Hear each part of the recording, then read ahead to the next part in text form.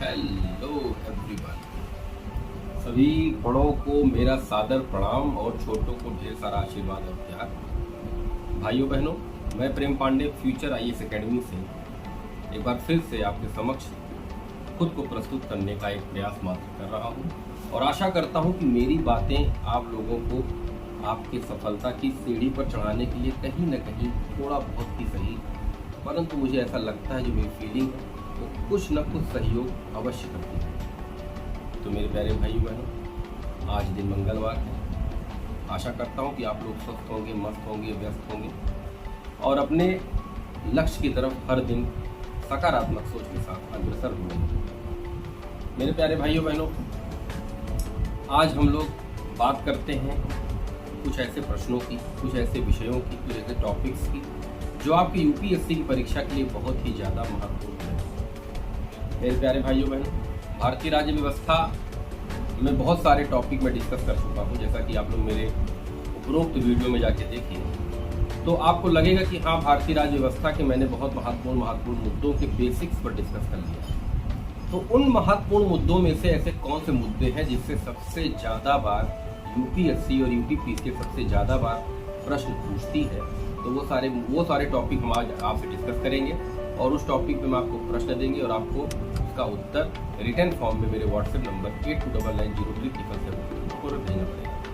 तो मेरा जो नंबर है मोबाइल का वो मेरे वीडियो के नीचे भी, वीडियो की स्टार्टिंग में भी दिया रहता है, वही मेरा व्हाट्सएप नंबर है, कॉलिंग नंबर है।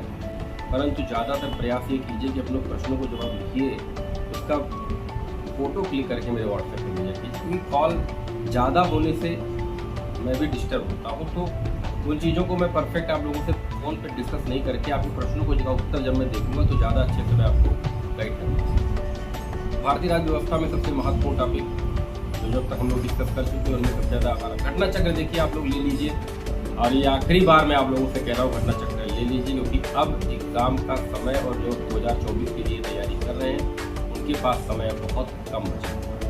तो आज से अभी से अपने आप को, दिमाग को जगा लीजिए और एकदम कमर कस लीजिए।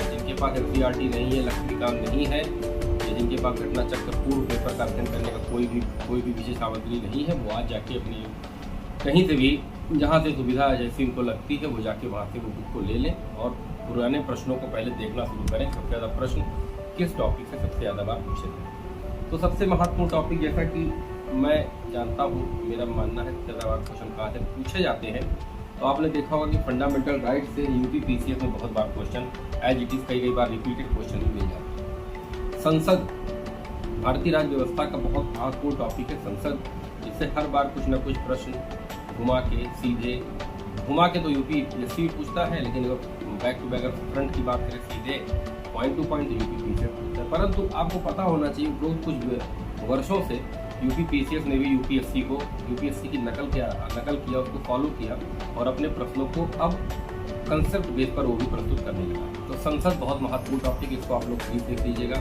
उसके बाद संसद में प्रधानमंत्री, लोकसभा, राज्यसभा सब मिल जाएगा आपको। उसके बाद आप लोग फोकस करिएगा कमेटियों पर, छोटी छोटी कमेटियाँ हैं, नेशनल वुमेन कमीशन, सीबीसी, सारी जो कमेटी है, छोटे छोटे पद आ गए, महान्यायवादी, वित्त नियंत्रक, लेखा परीक्षक, ऐसे बहुत सारे छोटे छोटे पद हैं जिनसे भी बहुत बार क्वेश्चन प्री कंप्यूटर में पूछा गया। डीपीएसपी भी महत्वपूर्ण टॉपिक है क्वालिटी का, इसको भी आप लोग थोड़ा सा ध्यान दीजिए, इसको भी आप लोग छोड़ नहीं सकते हैं। फंडामेंटल ड्यूटीज़ को भी सरसरी निगाह से जब राइट्स आप पढ़े तो ड्यूटी को पढ़ना आपका कर्तव्य है, क्योंकि ड्यूटी से भी कभी क्वेश्चन यूपीपीसीएस से पूछा गया है। आप उठा के देखिए, जब तक आप पूर्वोत्तर प्रश्नों को नहीं देखेंगे, जब तक आप पूर्वोत्तर प्रश्नों को नहीं समझेंगे, आपको ये समझ में कभी आने वाला नहीं है कि प्रश्न सबसे ज़्यादा किस टॉपिक से पूछे जाते हैं और कौन सा टॉपिक आपके लिए ज़्यादा महत्वपूर्ण है। इसीलिए विगत प्रश्नों का अध्ययन करना आपके लिए बहुत ज़्यादा जरूरी है। इसलिए प्लीज़ पढ़िए, तो जो पढ़िए आप पढ़ ही रहे हैं, लेकिन जब तक उस पढ़ाई के माध्यम से हम प्रश्नों को नहीं हल कर पाएंगे तब तक वो पढ़ाई हमारे किसी काम की नहीं। हम 2 घंटे पढ़ के अगर 200 प्रश्नों को लगा लेते हैं तो वो 10 घंटे पढ़ के 50 प्रश्नों से ज़्यादा ही महत्वपूर्ण माना जाएगा। इसीलिए क्वेश्चन आप टॉपिक पढ़िए, फिर उस टॉपिक से रिलेटेड जितने भी क्वेश्चन पूर्वोत्तर में पूछे गए हैं, पूर्व सालों में पूछे गए हैं, उसको लगाने का प्रयास कीजिए। क्योंकि जब आप क्वेश्चन को लगाते हैं तो क्वेश्चन अगर आपको क्लियर नहीं होता तो आपकी मजबूरी होती है उसको क्लियर करना, उसको जानना। और जब तक आप जानने का प्रयास नहीं करेंगे तब तक वो विषय में जो आपकी पकड़ होगी वो कभी मजबूत नहीं हो पाएगी और आपका कॉन्सेप्ट कभी क्लियर नहीं होगा। मेरे प्यारे भाइयों बहनों, जितने टॉपिक मैंने अभी भारतीय राज्य व्यवस्था के बात किया है, आज थोड़ा सा आप उस पर ध्यान दीजिए, क्योंकि आज ही का समय मैं आपको दे रहा हूँ। कल हम लोग भारतीय निर्वाचन आयोग पर डिस्कस करेंगे कल के वीडियो में, और आप लोगों के आशीर्वाद से रिपोर्ट मेरी ब्लड चेकअप होके आई, उसका रिपोर्ट भी नॉर्मल रहा है। और डॉक्टर साहब के पास मैं गया, उन्होंने मुझे थोड़ी सी वैक्सीन दी है जो कि 2 महीने चलेगी। तो आज मैं अपने आप को कल की अपेक्षा थोड़ा सा ज़्यादा स्वस्थ महसूस कर रहा हूँ। ये आप ही लोग का आशीर्वाद और प्यार रहा है कि आज मैं आप लोग के बीच फिर से अपने आप को प्रस्तुत कर पा रहा हूँ। मेरे प्यारे भाइयों बहनों, मैं बता रहा हूँ आपको कि आजकल का जो ये समय है ना, ये समय महत्वपूर्ण है। इसको मैं 1000 बार आपसे बता चुका हूँ। समय का सदुपयोग करिए। ज़्यादातर देखिए, पढ़ाई का जो तरीका होता है मेरे हिसाब से, जो जैसा मेरा जो मानना है, जो मैं फॉलो करता हूँ, मैं आपको बता दूँ कि वो तरीका ये होता है कि 4 बजे सुबह बिस्तर को छोड़ दें, ना छोड़ पाए तो 5 पक्का बिस्तर को छोड़ दीजिए आप। 5 बजे से लेके, बहुत ध्यान से समझिएगा इस चीज़ को, जो नौकरी पेशे में जो भाई हमारे रोजगार कोई कर रहे हैं या किसी बिजनेस में अपना पेट पालने के लिए अपनी पढ़ाई को पैसा पढ़ाई में लगता है, ये भाई में कोई डाउट नहीं। उसके लिए जो थोड़ा बहुत कहीं मेहनत कर रहे हैं, रोजगार कर रहे हैं, उनके लिए बता दूं कि सुबह 5 बजे वो उठेंगे तो 5 से 6, 6 से 7, 7 से 8, 8 से 9, या फिर 4 घंटे सेव हो जा रहे हैं। यहाँ पे 4 से 5 घंटे जिनको जॉब करते हैं वो 9 बजे तक पढ़ाई बहुत आराम से कर सकते हैं। उसके बाद वो अपनी ड्यूटी के लिए खुद को प्रिपेयर कर लें। 1 घंटे बहुत होते हैं किसी भी ड्यूटी पे जाने के लिए। फिर आपने यहाँ पढ़ाई कर लिया, फिर उसके बाद 9 बजे आप फ्री हो जाइए। जिनको एक्सरसाइज वगैरह करना है, जिनको थोड़ा बहुत योग वगैरह करना है, जिनको अपना कंसंट्रेशन करना है, मेडिटेशन करना है, वो 9 से 10, 10 से 11 जो भी उनका समय उनको फिक्स लगे वो कर सकते हैं।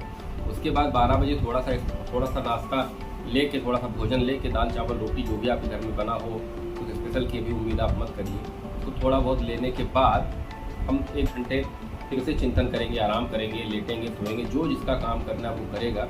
फिर 2 बजे से लेके 2 से 3, 3 से 4, 4 से 5 बजे आप एकदम निश्चिंत हो जाइए। उठिए, अपना चाय पीजिए, अपने दोस्तों से बात करिए, डिस्कशन करिए, जो भी आपकी इच्छा, जो आपको पसंद हो वो काम आप कर सकते हैं। फिर शाम को 7 से 8, 8 से 9 2 घंटे पढ़ने के बाद फिर 9 से 10 आप खाना खाइए, अपना आधे घंटे वॉक करिए, 10 बजे सो जाइए। फिर 4 बजे देखिए, सुबह मैंने 4-5 घंटे आपने निकाल लिया, 2 घंटे बीच भी निकाल लिया और 3 घंटे शाम को निकाल लिया। मेरे प्यारे भाई बोलो 5, 3, 8, 2, 10 घंटे इतना ही बहुत है। लेकिन ये निरंतरता आपकी तब तक होनी चाहिए जब तक आप अपने लक्ष्य की तरफ। और एक बात मैं आपको अंदर की बता दूं कि जब भी हम किसी लक्ष्य की तैयारी करते हैं तो हमारा जो मन होता है ना, वो बहुत प्रसन्न होना चाहिए। जब तक हम प्रसन्न मन से किसी चीज़ की तैयारी नहीं करेंगे, बोझ समझ के करेंगे कि यार हमको 8 घंटे, नहीं मेरे प्यारे भाइयों बहनों, 8 घंटे 10 घंटे आपको नहीं देने हैं। आपको सकारात्मक सोच के साथ, एक इंजॉय के साथ 8 से 10 घंटे दें। वो उसमें आपका इंजॉय दिखना चाहिए कि हाँ मुझे ये चीज़ पढ़ना है, हाँ मुझे ये चीज़ करना है, इसमें मेरी रुचि है और मैं ये चीज़ करूँगा। तब वो जो हम काम करेंगे और वो उसमें हमारा मन लगेगा, उसमें हमारा पोटेंशियल 100% लगेगा। और दूसरी बात आपको मैं बता दूँ कि पढ़ाई करने के लिए कोई भी बहुत ज़्यादा बर्दों की तरह, बैलों की तरह मेहनत करने की ज़रूरत नहीं है। आप टॉपिक डिसाइड कर लीजिए, 2 जीएस के टॉपिक, जैसे कि मान लीजिए भारतीय राज्य व्यवस्था, भारतीय इतिहास, भारतीय भूगोल, ये 3 जीएस, 3 त्रिक का 9, 2.5 घंटे मान के चलिए, 2.5 घंटे भी इसको देते हैं, 7.5-8 घंटे में ये कवर होता है। पेपर आपका 1 घंटे लगता है, 8 घंटे, और 2 घंटे आप इनका चिंतन में देंगे, तब भी 10 घंटे बहुत है आपकी पढ़ाई के लिए। लेकिन अब समय आ गया है, अब का जो समय आया है, आज का जो समय, आज का ये दौर जो चल रहा है, मौके पे जो चल रहा है, अब 2024 की परीक्षा के लिए समय नहीं। और 2024 के लिए परीक्षा के लिए इतना घबराने की भी जरूरत नहीं है। समय है भी और नहीं भी है, क्योंकि जो फ्रेशर्स हैं उनके लिए समय नहीं है, लेकिन जो पिछले 1-2 साल की तैयारी में लगे हुए उनके पास भी समय नहीं है। लेकिन अगर हम कंसिस्टेंसी से 10 से 12 घंटे डेली दे रहे हैं तो चीज़ों को हम बहुत आराम से स्मार्ट तरीके, देखिए यार मैं आपको बता दूं कि प्री एग्ज़ाम हो रहा है, उसमें कहाँ से क्वेश्चन आएंगे, बहुत तरीके से आएंगे, ये सब जानने की जरूरत नहीं। आप विगत प्रश्न पत्र को उठाइए, उसमें समझिए कौन कौन से टॉपिक से ज़्यादा बार फोकस हो रहा है, उसको करंट से जोड़ के उसको लिखने का प्रयास करिए। प्री नहीं रुकेगा। और अपने विषय जो आपका जो भी हो, किसी का इतिहास है, जो भी जिसका विषय हो, उसमें अपने सोच को डेवलप करिए। किताबी भाषा में लिखने का प्रयोग मत करिए। मैं अपनी कई वीडियो में ये बता चुका हूँ कि जो भी प्रश्न आता है आपके सामने, आप क्या करते हैं कि उसको उसी लेखक बोला होता है, आप डिक्टो उसी के विचारों को अपने प्रश्न के उत्तर में लिख देते हैं। ये गलत है। आप उसके विचारों को समझिए। आपका अपना क्या पर्सनल विचार है, लेकिन वो विचार में सकारात्मकता होनी चाहिए, नकारात्मकता नहीं होनी चाहिए, क्योंकि ये प्रशासनिक अधिकारी बनने जा रहे हैं। और प्रशासनिक अधिकारी ही यदि अपने तथ्यों को नकारात्मक तरीके से पेश करेगा तो वह प्रशासन में आने योग्य नहीं होगा। इसलिए कोई भी टॉपिक आप पढ़िए, उससे संबंधित कोई भी प्रश्न आप लगाइए, सबके विचारों को आप पढ़िए, सबके विचारों को आप सुनिए, पर उसमें से जो क्रीम विचार है, जो आपके सकारात्मक पक्ष में जो बन रहा है, उसको अपने प्रिंट पे, अपने कॉपी पर लिखने का प्रयास कीजिए।